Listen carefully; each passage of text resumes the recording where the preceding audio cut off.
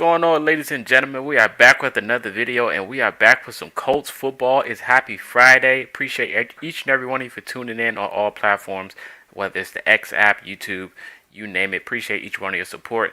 I am Coach Shock, and I'm with my guy today, Landon. Landon, how we doing tonight? Doing great, man. Just had a fantastic Thanksgiving weekend. Ate way too much food. So trying to recover, get the summer body back. I don't know if it's ever gonna happen.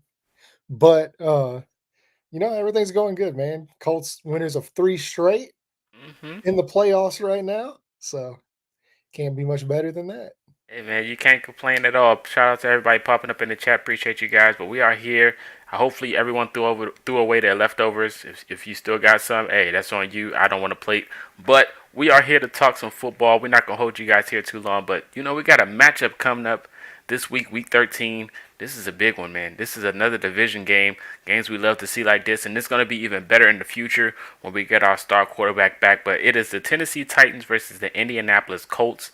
Now, this is going to be a fun one, in my opinion, personally. But we got a few things we got to go over. Of course, we got to talk about the injury report.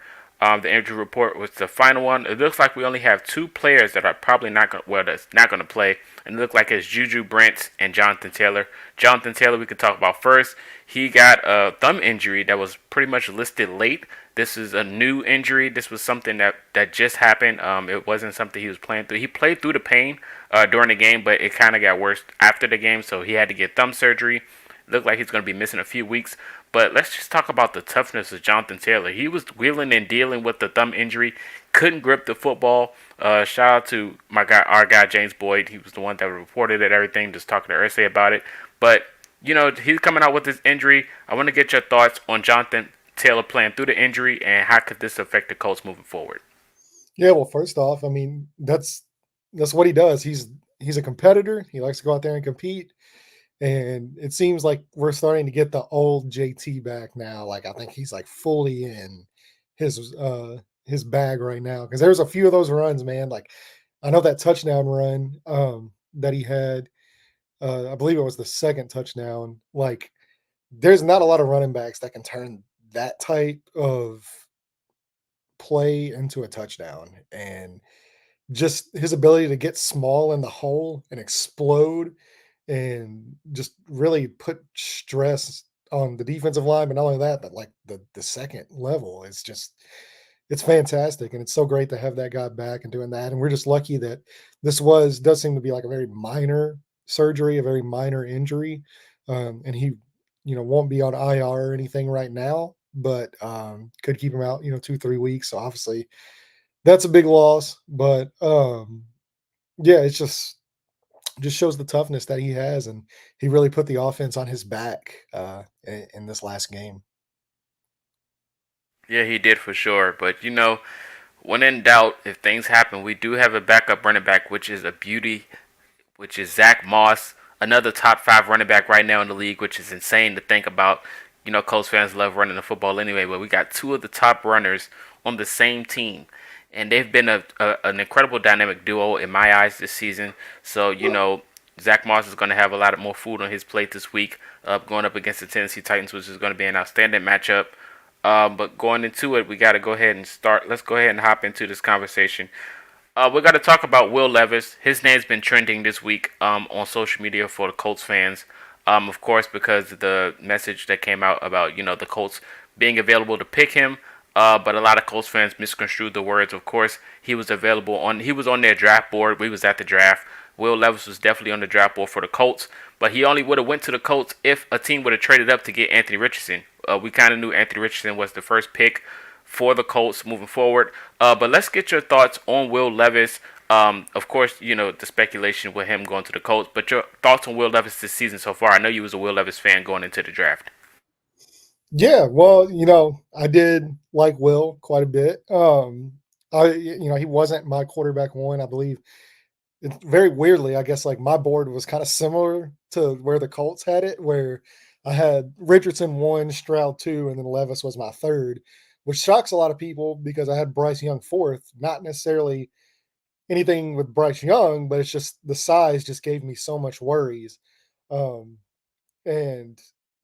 it was just like a preference thing. So as far as I know, that's kind of like, once Bryce Young was pretty much said to be going on, that's how I understood the way the Colts had it as well, leading up to the draft, like about a month before the draft. It was, Richardson, Stroud were the two that they were really focused in on. And then, of course, Levis was in that mix as well, if both of those guys would have been picked. Um, Luckily for us, Anthony Richardson was there, and we got our guy for the foreseeable future. But as far as Levis has been playing, I think he's done, some pretty good things. I think he's also had some rookie mistakes, and that was to be expected. Some of the issues that kind of plagued him in college a little bit seem to be popping their head up here as well. As far as post snap diagnosis, kind of getting confused, not knowing where to go with the ball. He kind of locks on to guys, and that can kind of cause some issues. But I don't think he's been the issue in Tennessee at all. I think he's really been part of the solution there as far as trying to get them back on track. Obviously, they're not in a good spot right now to where they want to be. They're pretty much out of the playoff picture, unless a miracle happens. But I think he's done a lot of good things. It's been hard to watch him try to perform because the offensive line in front of him is just getting him annihilated constantly. So he's had that to deal with, but I think he's played well outside of just normal rookie mistakes you're going to have, and some of the issues that he's got to work through and his growth. And let's not, that's part of the reason I think why I was so high on Richardson as opposed to Levis is like, I really like Will Levis. I love what he brings leadership wise, what he brings in the locker room, what he brings physically as well is really good stuff. But he's also 24 years old. And so, you're more, I guess, prone to seeing where his ceiling is. He's a little bit closer to his ceiling than Richardson is to his. I think Richardson's still far away from hitting his ceiling as a passer. Obviously, we've seen the talent as a runner, but Richardson's still so young and he's still so new to the position that that's kind of what separates those guys in my eyes is just how much room Richardson has to grow. And if he ever does hit his ceiling, just how dangerous he can be. Whereas Levis, being a little bit older now, he's played a lot more football, than Richardson has. And it's kind of just a little bit further along in his, process. So I think, as long as Tennessee surrounds him with the pieces to succeed, I do think he will end up being a successful quarterback in this league. But I just don't know how far the ceiling goes with him as opposed to, some of the other guys like CJ Stroud, Anthony Richardson, even Bryce Young to an extent. I think he's a little bit closer to being a finished product outside of a few things. But yeah, he's done some good things. And I mean, that's something now the Colts are going to have to contend with because I believe Will Levis didn't play the first time, we beat them. So this is it's going to be like a whole brand new team. Yeah, it is definitely. And he has his dynamic duo already, DeAndre Hopkins. They have great chemistry, and it haven't even been a whole season. It's pretty much you find Hopkins and get him a ball, he's gonna make magic happen. It's just that simple. And I think Will Levis figured that out very quickly, quickly enough for my not for my liking, but it is what it is. I mean, what Will Levis is talented. You set up a foundation around him, you build him, get him some weapons, build a team, and he can take you places for sure. So I mean, you know, best of luck for him over there in Tennessee. I think they can make some magic happen, but the direction that Tennessee is going, as you can see with everything going on with the team right now, you don't know what their big plan is. I'm pretty sure they're looking forward to the draft right now, especially record wise. They're just not a good team. But the potential is there. You set up the pieces right now, and they can have something move forward in the future. Moving forward, let's go ahead and hop into it. We got to talk about it. We just mentioned Jonathan Taylor's injury earlier with the thumb injury. We mentioned Zach Moss, and this is going to be pivotal going up against this Tennessee defense that we know that can play really good in division games, especially against the Colts. So now I got to ask you, the Colts offense, how do they pair up against this Tennessee defense, especially without Jonathan Taylor? How do you think they're going to look? Well, I mean, it's very similar to really kind of how they looked in the first game. Of course, Ryan Kelly should be back, barring any unforeseen changes. So that's a big piece right there, getting him back, with Jeffrey Simmons and that defensive line. They're still really good along the defensive line. So having the entire offensive line healthy for the first time in quite a few weeks, I think that's going to be really pivotal in this matchup. And that's going to help Zach Moss as well. And, uh, you know, I think they match up very well, especially on the back end. I think the wide receivers, specifically like Michael Pittman and Josh Downs, I do think they can take advantage of those linebackers and DBs in that backfield. So I expect the Colts offense to have success, which really like they've had success all season long, pretty much outside of maybe one or two games. Um, but they've, Shane Steichen has just been absolutely a home run hire for this team, and what's it's very cool to see guys being put in positions to make plays, being put in positions to succeed to the best of their abilities. Um, and it really stresses the defense whenever you have to, have multiple ways of stopping an offense. Like if you focus in on the run, Shane Steichen's not afraid to let Gardner Minshew drop back and sling that ball around, and he'll get the ball out quick and he'll get it to his playmakers. And if you, back off a little bit from him, he's also not afraid to ram it down your throat with Zach Moss and this offensive line, who's been playing phenomenal, basically this entire season. So it's so hard to defend a team that is multi-dimensional, which the Colts are. They can kill you in so many different ways. One way might be, last week, Mo Alley Cox on that big fourth down play. He can get the tight ends involved. He can get Josh Downs in the screen game involved. And attack the middle of the field, or you can have Michael Pittman or Alec Pierce, try to take you deep off the outside, or Zach Moss. I mean, it's just so hard to defend because he attacks you in so many different ways, and you really have to stay on your toes because you don't know what's going to happen. So I expect the Colts offense to continue to find success against this Tennessee defense. I agree. Definitely got to give credit to head coach Shane Steichen, man. Definitely a mastermind, one of the best coaches in the NFL, in my opinion. This is his first year as a head coach, especially for this Colts team. And if you look at it like last year, the only thing that really changed was the quarterback and bringing back Jonathan Taylor. It's pretty much almost the same team. Of course, with a few additions like Josh Downs and things of that nature. But this team has really impressed me this year. I think they exceeded expectations of what we expected. Even if you looked at some next gen stats, they said something about Gardner Minshew. You mentioned the offensive line being fully intact. Gardner Minshew plays better when he has time in the pocket instead of under pressure. So having that time in the pocket could be big for Gardner Minshew this Well, week. you can see that during the games for sure. Because anytime like he even sniffs pressure, he's running around like a chicken with his head cut off. I think last week was the first time I've ever seen a quarterback turn the opposite way. Oh my and, gosh, and I mean, like he panics a that lot, play and was crazy. he puts himself into a lot of pressures too, which is kind of interesting. Like it's not really on the offensive line. To me, that's been the biggest winner of this whole season is the way this offensive line is played. And that really is the main difference to me from last year is not only with the head coach and we see just how prepared this team is coming out. They start out hot, in most games. I mean, they get things going. They don't wait to fall down two scores before they start mounting a comeback. And we've seen so many times over the last few years.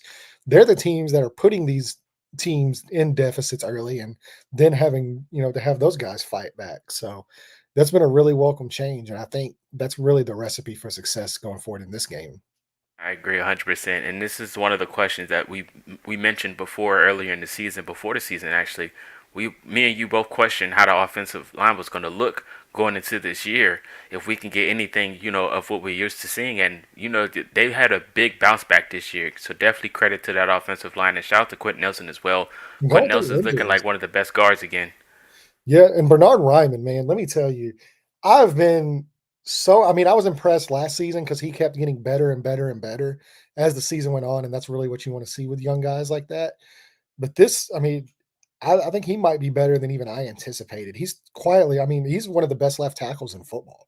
And to find that kind of a value, like a franchise left tackle in the third round of this draft, or that draft last year, like Chris Ballard hit a home run with that draft pick. And that to me has been the biggest difference in this team moving forward. Is not only has Ryan Kelly had a bounce back year, and I think Will Fries too has really excelled Hmm. in a spot where he's been put in, but Bernard Ryman is kind of the glue that seems to hold everything together because everybody's job gets easier along that offensive line when you don't have to worry about that left tackle spot. And it allows Quentin Nelson, Ryan Kelly, all those guys to kind of do their own jobs and not have to worry about helping out. So, uh, to me, that's been the biggest key to success is the growth of Bernard Ryman. And really, he's one of the key things to this offense.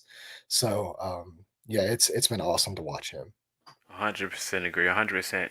We seen him at training camp, man, and he looked bulkier than what we're used to seeing. And definitely, he's still young. That's the best thing about it. He's very young, and he has a bright future ahead of him, and he's getting better and better year by year. So this is something you would love to see, especially from a young left tackle, a young left tackle next to Quentin Nelson, because that's a very important position on that line, man. And it's something definitely something to be proud about as a Colts fan because he was another question we mentioned going into this year. How was he going to look? And he's definitely stepped up to the plate. So shout out to Bernard Ryman, man. Shout out to that whole offensive line. Yeah, We mentioned the and Colts and the offense, O yeah. line coach as well. I Hmm. think he absolutely deserves a lot of credit there. Tony Sperano Jr. going in, we didn't know. This was his first really gig as the O line coach, so we didn't know what we were getting, and I think that's been a home run hire. So shout out to Tony Sperano Jr. He's got these guys ready to play literally every week, and he's morphed them into one of the, if not the best offensive line in football right now. They're playing as good as anybody in the league. And whenever you have that at your disposal as a play caller, it changes everything. And that's what I think really allows this Colts offense to be able to do what they've done all season long, even with a backup quarterback and multiple injuries and stuff like that. As long as that offensive line keeps playing good, it's it's the engine. It's the engine of this team. That's right. This game is the same game that Anthony Richardson got hurt and Gardner Minshew stepped in. It looked like a prime Aaron Rodgers. He went crazy against Tennessee when he stepped in to replace Anthony Richardson, and now he gets his first time to actually play the full game. So it might be a different outlook, and it might be a blowout potentially. But the sky's the limit. They still do have Derrick Henry, and now switching to after talking about the offense, we got to segue to the defense. We mentioned Shaquille Leonard being gone. We might see what team he goes to. This weekend or next week. We got to mention this Colts defense going up against this Tennessee offense. We mentioned the last matchup how it was going to be an air raid with with this uh with this Tennessee offense. They're pretty much a pass offense now. Derrick Henry's still going to get his stats. He was very quiet the first matchup. So going up into this game, how do you think this Colts defense is going to pair up against this Tennessee offense? Yeah, well, I mean, like I said, this is a completely different offense than what they faced, the first time, and a lot of that has to do with the quarterback. But I think the main thing still is, that Tennessee offensive line is just one of the worst in football, and with the way this defensive line has been playing over the last few weeks, man, it's going to be a tough task for that offense to hold those guys back. I mean, Samson Ebukam had an amazing day last week. That's turned out to be one of Chris Ballard's best signings, maybe not even just of this last year, but I mean, just in general. Um, and so he's really done a lot of things. The growth of Dio Odengbo has been phenomenal to watch as well. I mean, he's winning with power, he's winning with speed. Whenever you have a chance to have multiple guys like that, Quiddy Pay, obviously we know what he does in the run game, but if he can become more consistent as a pass rusher and really kind of, hold up to that first round draft pick billing of being a, franchise pass rusher, as well as, because I think he's a good pass rusher. He's just not an elite level guy. Um, but he's an elite level run defender. I mean, like he really, really gets down in the run game, and that's going to be key in this one. So, yeah, as long as I think the defensive line, DeForest Buckner is one of the best defensive players in all of football, and we know what that guy brings, week in and week out. So I think as long as they can, dominate and can continue what they've done over the last month of the season. And really, and I made a post about this yesterday. Shout out to Gus Bradley and that coaching staff. I've been notoriously kind of hard on them at for the first He half of the must have heard season. you. Yeah, well, I mean, that's kind of and I mean, like, all the numbers back it up. I mean, it just kind of is what it is. They were allowing almost 30 points a game throughout the first 8 weeks of the season, and now they've basically cut that number in half. And over the bye, after the bye, they've really kind of changed things up a little bit scheme wise. They're not running as much cover three. They've really kind of went to a more, like two high split safety kind of a look. And it's really paying dividends right now. Julian Blackman has been playing out of his mind as well. He's been great. The safeties really in general have been really good. The cornerbacks, I think, are a little bit more comfortable right now. Jalen Jones as a seventh round pick. Let's talk about him. Like as a seventh rounder, he's becoming a shutdown corner in this league. And if you can get Juju Brents backing up to speed, you might have just hit on two franchise corners in one draft. But Took the words the, right out of my mouth. the man like Jalen Jones, going back to this training camp, I mean, that's the reason why Darius Rush was released, was because they saw it in training camp. They were like, hey, we've got something here. Like, I know the draft capital is not there, but there's something with this kid. And they've been absolutely spot on. He's been just absolutely phenomenal. I think Darrell Baker's been playing better as of late as well.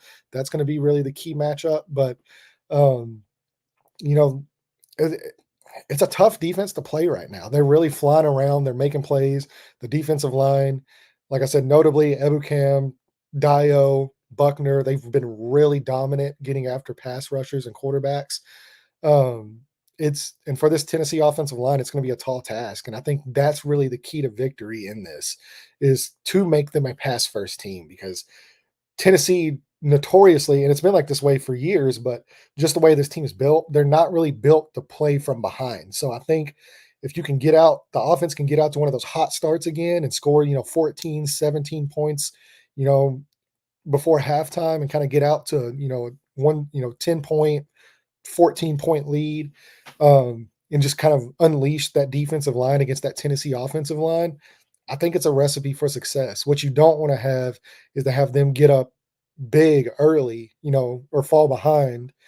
As far as the Colts, you don't want them to fall behind and then have Vrabel be able to kind of just pound Derrick Henry, especially without Grover Stewart in that middle right now, because they still are susceptible to the run game, and they have been since his absence. But where they've been really improving on is, one, the DB play and the defensive line play as far as pass rush. So to me, that's the key to this game. Absolutely, absolutely, man. We miss you, Grover. We really do, man. But shout out to the defense We'll still be back stepping up. soon. Yeah, he'll be back soon. Shout out to the defense for still stepping up in moments, especially like last week. It looked like they had a chance, but the defense at the end just stepped up at the biggest time and became Mhm. clutch. So they've been improving week by week, and I do feel like this week is going to be another week where the defense makes some splashes. I feel like Baker might have a good game today. This week, I feel like Kenny Moore is going to have one of those weeks as well. Kenny Moore, But man, yeah, great. Kenny Moore He's is he's he's in just he's in his bag right now, man. he's He's definitely in been his bag. he's He's been playing phenomenal. on and off the field, man. He Yeah, and cameraman on the weekend. like I said too, like I said, I do, because if I'm going to be critical over the coaching staff and Gus Bradley and those guys, I made that post yesterday. I do want to give them their flowers as well, because self scouting as a coach and realizing, like, hey, this is not working, we need to change it up. It's one of the hardest things to do, in coaching, is to self scout and be like, hey, you know, what I believe in isn't getting the job done. Maybe I need to change. And the fact that they've really kind of morphed into what they've morphed into over the last month, it takes a lot of guts, and it takes a lot of, self scouting. And that to me is the mark of a really good coach. And for Gus Bradley to realize that, I just want to give him his flowers for sure, because it's great to see. And that's whenever you really have something in a coach and as a coordinator. So shout out to Gus Bradley, shout out to that defensive coaching staff, for making that switch for sure. Absolutely, 100%. Before we get into the score predictions, you mentioned how much the defense has improved. Hey, man, the Colts playoffs hopes is real. It's real this year, and this is something that for a few years, Colts fans we couldn't even talk about, but we can talk about it this year. They actually have a legit shot of making the wild card, especially depending on how this week go. It might be even in more favor. I know before the season started, we gave our predictions for the schedules. And I think I was the I looked back at the recent video and I said I predicted the Colts to have 7 wins this season. I got to get your thoughts now. for playoff hopes, do you think there's a legit chance that the Colts can sneak into the playoffs this year? Absolutely. Absolutely. 100%. Yeah, for sure. This is a big game as far as that goes, though, because I believe if they lose, their playoff percent goes down to like 29, 30%. But if they win, it's up like near 60%. They make the playoffs. Obviously, none of that's ever set in stone because I'm not want to bring it up, but we had a 99% chance of making the playoffs, a couple of years back, and they didn't make the playoffs. Mm-hmm. But after that Arizona win, it was like, well, there's a Yep. 99% Good chance old to do Carson it. Wentz year. But if they can continue on this path they're playing at right now, and this intensity that they're bringing, then yeah, absolutely. I think this team has a real shot in the AFC, and I don't even think they have a real shot just to make the playoffs. I think if they get into the playoffs, this is going to be one of those teams, even with Gardner Minshew, that nobody's want to. They're not going to want to play this Colts team because at any moment in time, man, like I said, with the way Shane Steichen is right now and the way he's got these guys playing and he's scheming things up and this defense is flying around. This is a really dangerous team. And in the playoffs, all it takes is one game. And I believe this team has a shot with any team in the NFL, maybe outside of Philly or Dallas right now. I think they can beat any team in football. I agree. And then look, we get in the playoffs and we got momentum. We on a win streak right now. But just think about it. We can do this, and we get Jonathan Taylor back. We get Grover Stewart, and we get Julius Brents. Man, y'all can't tell me nothing if we make the playoffs because my hopes are like way up here because I got all my dogs back at the right time. Like, but the The only Colts thing missing definitely. is only thing missing is AR. Only thing That's all we missing is missing. AR. That's all we missing. Hey, I I can't wait seen to see Rogers what come y'all do. back, so hey, whatever Rogers did, I'm about to tell him to get at the AR. So Yeah. What a freak. yeah, that's crazy. But I'm looking forward to seeing what he gonna do. But that's other news. But we just gave the playoff hopes. Now we got to give our score predictions before we get up out of here. Let me get your score predictions on this game. I think you're gonna have to get the brooms out, man. I think it's a sweep. I think it's a sweep. And just with the way these teams are headed in completely opposite directions right now. I think Tennessee's trying to find out who they are as a football team, what they do, and the Colts, to me, know who they are and they know what they're capable of. And I think that's going to be the main factor in this. And just the offensive line versus the defensive line is such an advantage for the Colts.